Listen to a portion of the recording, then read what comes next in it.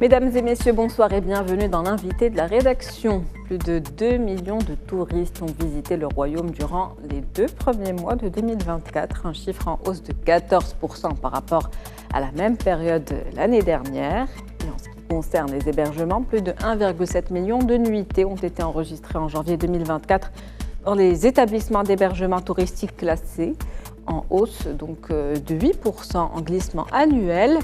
3 destinations sortent du lot, Marrakech, Agadir et Casablanca, qui ont capté la majorité des séjours. À L3, ces villes ont représenté plus de 70% des nuitées comptabilisées. Le tourisme enregistre donc une croissance à 2 chiffres. On parle de près de 53% de touristes étrangers et de 47% de MRE. Des chiffres qui témoignent de l'attractivité grandissante du royaume et de la réussite de la feuille de route 2023-2026. Le tourisme, devenu aujourd'hui un vecteur de rayonnement du Maroc au niveau continental et international, le tourisme qui est aussi une consécration du soft power marocain. Comment expliquer cet afflux et l'attraction de la destination Maroc? On en parle ce soir avec Ali El Harichi. Vous êtes doyen de Mondiapolis à Casablanca. Bonsoir.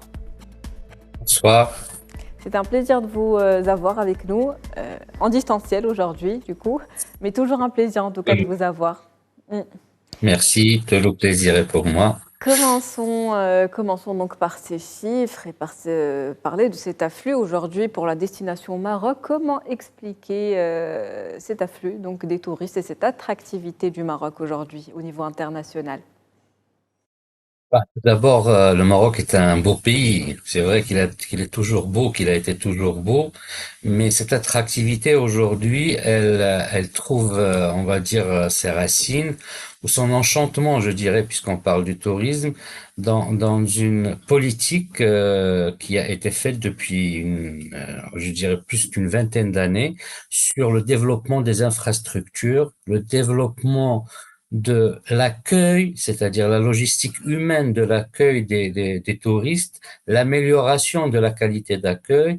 L'infrastructure est très importante. Le Maroc a fait des pas de géant dans l'infrastructure, que ce soit au niveau routier, au niveau ferroviaire, au niveau, c'est-à-dire maritime, donc, et surtout aussi au niveau hôtelier. Donc, le développement de la structure qui peut accueillir donc les touristes qu'ils viennent de l'Europe, de l'Asie, de l'Amérique ou de notre continent, l'Afrique, donc et même de l'Australie. Donc cette structure-là permet d'abord au Maroc qui est toujours beau et qui a toujours été beau, donc d'accueillir d'une manière beaucoup plus, je dirais pas efficiente, mais beaucoup plus aisée et les touristes qui viennent au Maroc.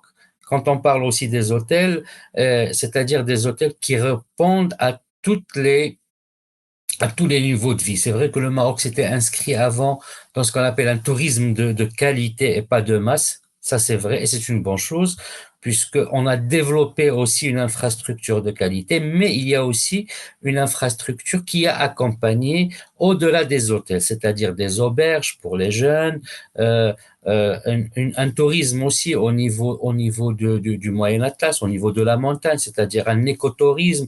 Donc, il y a tellement, enfin, je reviens à la beauté de notre pays, à la magnificence de ces sites et qui sont pittoresques, qui sont beaux, donc à la bonne gouvernance de l'utilisation de ce que nous avons, bien sûr en implémentant un travail, un sérieux, bien sûr beaucoup de sérieux, parce que le tourisme, on accueille des gens, donc il faut bien les accueillir, il faut pas tricher avec eux pour qu'ils puissent parler bien de nous et puissent revenir et qu'ils deviennent enfin, ceux qui vont porter notre tourisme chez eux et seront la voix de ce que nous faisons et de ce que nous sommes.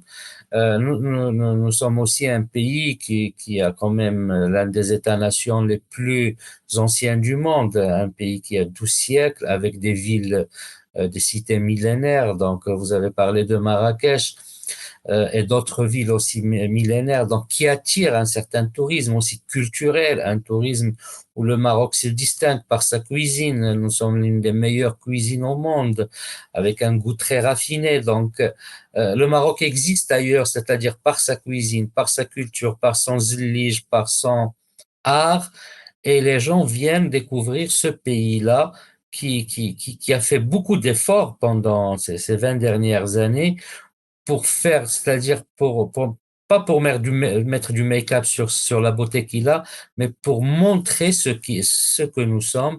Et puis, je vois le traditionnel, c'est-à-dire l'artisan traditionnel. Nous avons encore des mains qui fabriquent des merveilles, des richesses. Et ça fait partie de nos richesses, de la richesse du Maroc. Ajouter à cela il faut pas oublier que la Coupe du Monde en 2022 a montré ce pays, le Maroc, il était déjà connu certainement, mais qui est ce pays qui vient de l'Afrique, qui se qualifie à la quatrième place, c'est-à-dire à la demi-finale de la Coupe du Monde, qui est ce pays où il y a une population raciale, il est pluriel, c'est Un même Maroc consacré donc dans notre aujourd'hui très présent sur les réseaux sociaux, en tout cas surtout depuis le dernier mondial. Tout à fait. Maintenant, les réseaux sociaux, dès qu'on ouvre les réseaux sociaux, on trouve les gens qui vont parler de la politique du Maroc, qui visitent le Maroc, de la beauté du Maroc, de l'art du Maroc, du lige du Maroc, et ça fait un débat. Le Maroc, et ça, c'est aussi ce qui est nouveau, c'est que les pays arabes aussi, les pays du MENA, donc du Moyen-Orient et de l'Afrique du Nord, qui s'intéressent à un pays arabe, un pays du couchant, qui était c'est-à-dire sur l'Atlantique.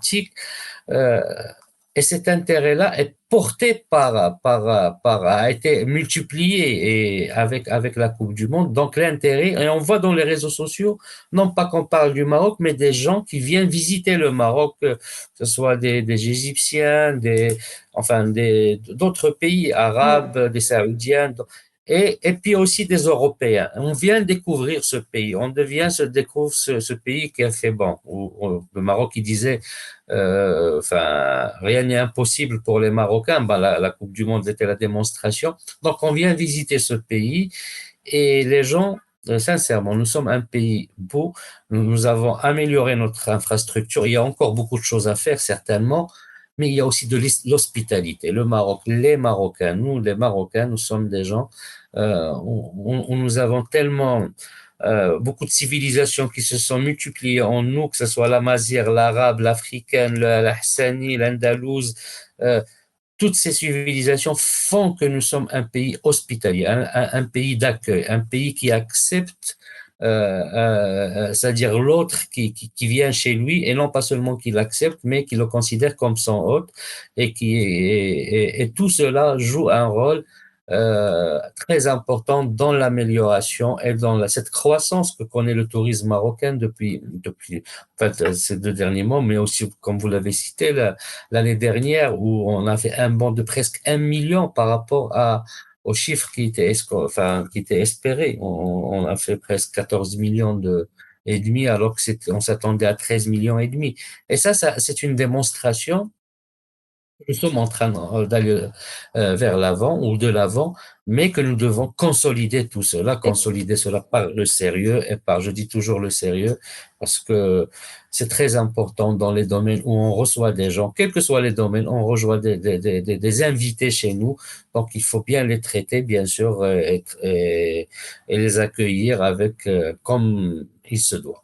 Et un secteur en tout cas où on peut aller encore beaucoup plus loin. Vous l'avez dit, le Maroc est connu pour être une terre d'accueil. Il est connu historiquement pour cela. Il y a une diversité culturelle. Donc depuis des années au sein du Maroc, le Maroc qui est un pays également d'ouverture, de tolérance, de dialogue et d'acceptation de l'autre. Et aujourd'hui, on travaille sur ce tourisme de qualité dont vous parlez. On parle du label Maroc. On parle plus d'un simple tourisme, mais un tourisme qui soit compétitif au niveau international.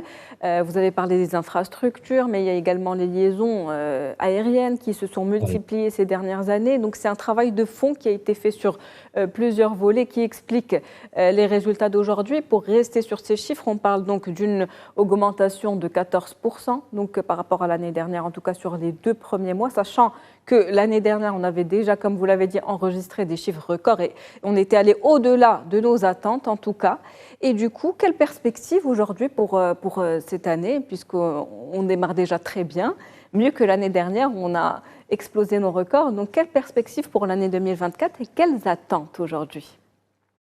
Des perspectives, je dirais pas enchanteresses, mais des perspectives heureuses et des perspectives que nous sommes en train de consolider ce succès ou ce success story, c'est-à-dire ce qui est à plusieurs niveaux, qu'il soit politique, géopolitique et même sur le plan touristique.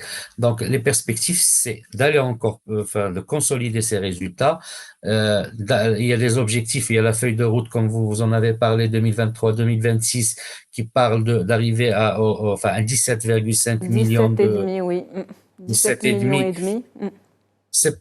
C'est pas très loin. Enfin, on est déjà en 2024, enfin 2023, on nous était à 14 millions et demi. Mm. Alors, c'était 1 million de plus par an. Alors déjà 2023, c'était 1 million de plus par rapport à ce qui devait être déjà. Donc, je pense qu'on va même dépasser Dépassé. Mm. ce chiffre-là. Il faut juste dire que le Maroc, il y a aussi la stabilité au Maroc qui permet, ben, bien sûr, la beauté quand on voit ce soleil qui se couche Et puis, allègrement sur Monsieur El Kharichi, il y a le l'Atlantique. climat des affaires également et qui attire beaucoup Oui, d'investissements. Et ça revient à ce que vous il êtes y en a, train de dire, la stabilité qui fait que les investissements je- ont confiance en ce pays et donc plus d'investissements privés. Et on attire de plus en plus de touristes étrangers également. Allez-y, continuez. Je voulais juste Oui, tout à préciser ce fait. point. Donc, la Oui. stabilité, elle permet aux gens de venir visiter, mais aussi, il y a une stabilité financière et il y a une confiance financière. Le Maroc est sorti de la liste grise du GAFI. Le Maroc, il démontre, c'est-à-dire, il a un système financier aujourd'hui qui permet à l'investisseur d'avoir confiance. Et ça fait partie, bien sûr, de drainer aussi des fonds et des investisseurs. En parlant tout à l'heure de la ville de Marrakech, c'est l'une des villes qui accueille les plus grands congrès du monde, Mm. que ce soit par rapport au médical, quel que soit le domaine politique, économique. Tous ces congrès font arriver des gens, c'est-à-dire de très grandes personnalités, et qui reviennent après avec leur famille. La ville de Marrakech reçoit les plus grands sportifs du monde qui viennent pour la visiter, les plus grands acteurs ou stars du monde. Donc, et pas que, donc les autres villes aussi marocaines. Donc tout cela, cette confiance, cette stabilité fait que les perspectives du Maroc vont aller au-delà des chiffres que nous espérions. Et aussi, il faut signaler que quand le mois de décembre de 2023, il y a eu une augmentation très importante. Il y a eu presque 1,3 million de touristes. Et quand on parle de touristes, avant, c'était plus de MRE, donc le Marocain résident à l'étranger, que de touristes, c'est-à-dire étrangers. Cette Et là, fois-ci, on est ça à commence à dépasser. 53%, je le disais en préambule, Exactement. 53% de touristes étrangers. C'est plus que les Donc, MRE. c'est très, voilà, donc c'est très important. Donc, et aussi, vous vous rappelez, nous avons eu un deuil collectif cette année au Maroc. Nous avons eu un séisme il y a quelques mois, et pourtant, Effectivement. même avec le séisme, nous avons vu des étrangers, des touristes venir qui étaient là dans la ville, qui a connu, c'est-à-dire le séisme. Donc, tout cela, c'est une démonstration que le Maroc, tellement il a fait des pas en avant, qu'il inspire la confiance et quand on dit la confiance, c'est dans toutes les institutions, c'est-à-dire la confiance que la personne, quand il vient ici, il sait qu'il sera en sécurité, que ce soit pour son investissement, que ce soit pour son séjour, mais il y a encore du travail à faire. C'est-à-dire, les gens qui accompagnent les touristes, on a vu un travail énorme qui a été fait sur les circuits touristiques, surtout dans les villes millénaires ou au niveau du Moyen Atlas, mais il y a toujours encore à faire sur le travail humain pour que nous soyons peut-être pas dans le parfait, mais on s'approche de cette qualité de ce label-là. Nous l'avons, nous sommes en train de le réussir d'une manière assez agréable, puisqu'on parle de tourisme, mais il faut consolider, il faut pas revenir en arrière. Nous nous préparons à la Coupe d'Afrique l'année prochaine. Justement, la Nous Coupe avons, d'Afrique et puis le Mondial de 2030, comment voilà. cela va impacter le secteur selon vous? Ces grands Ben, événements de grande déjà, envergure dont vous parliez tout à l'heure, vous le disiez à Marrakech, il y a les plus les grands conférences, événements internationaux, les plus grands congrès, je vais finir par y congrès, arriver, le jeune. Donc les plus grands oui. congrès internationaux qui sont organisés aujourd'hui à Marrakech. Maintenant le mondial, un mondial qui sera organisé par 3 continents, donc c'est important. Puis la CAN de 2025, comment ces événements vont influencer ou impacter encore plus ce tourisme du Maroc?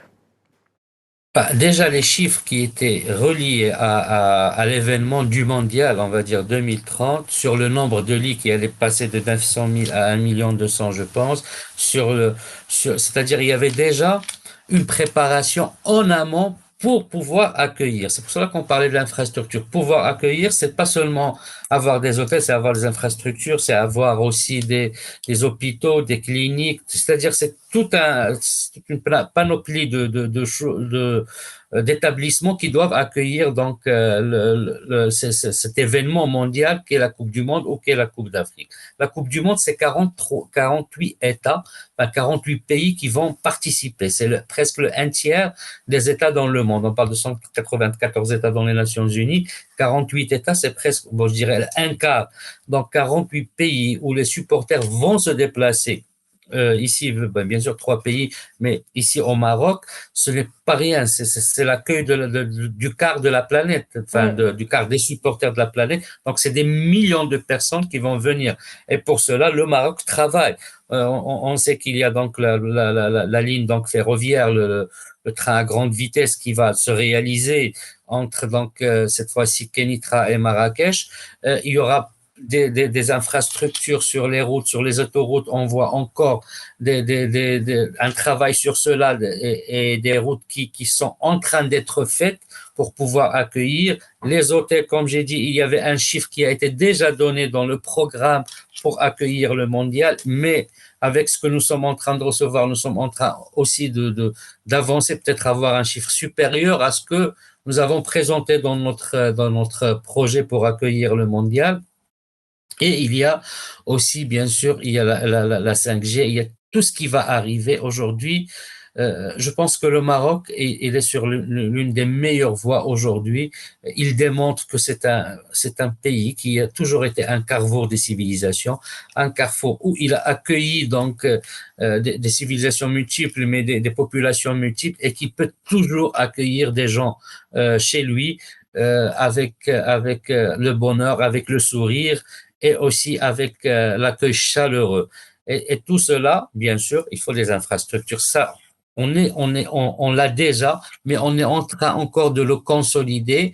Et voilà, donc le Maroc, il est sur une voie de réussite, mais ce n'est pas venu comme ça. Ce n'est pas parce que c'est impossible n'est pas marocain, mais parce qu'il y a un travail qui a été fait pendant ces 20 dernières années, et les résultats et les fruits sont cueillis aujourd'hui avec Un, tout le tra- bonheur du monde. un travail et des efforts qui sont encore déployés, justement, comme vous le dites. Mais qu'est-ce que cela, quand on parle de ces événements de grande envergure comme ça, qu'est-ce que ça révèle de l'influence du Maroc? Rappelons que récemment, le Maroc est entré dans le top 50 des pays les plus influents au monde. Donc, qu'est-ce que ça dit de son soft power aujourd'hui? Oui, le Maroc est l'un des pays qui pratique bien la politique étrangère, avec je dirais, en étant un des meilleurs acteurs qui sait travailler avec le soft power, avec ce qu'on appelait cette diplomatie douce.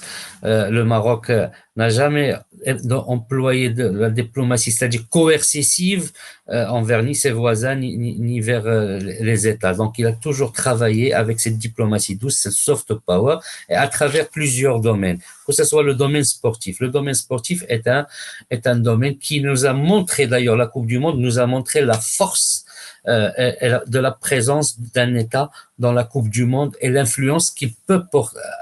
Enfin, qui peut porter. Et d'ailleurs, le tourisme a profité aussi de la Coupe du Monde au Qatar, le tourisme au Maroc. Il y a aussi l'éducation et la culture.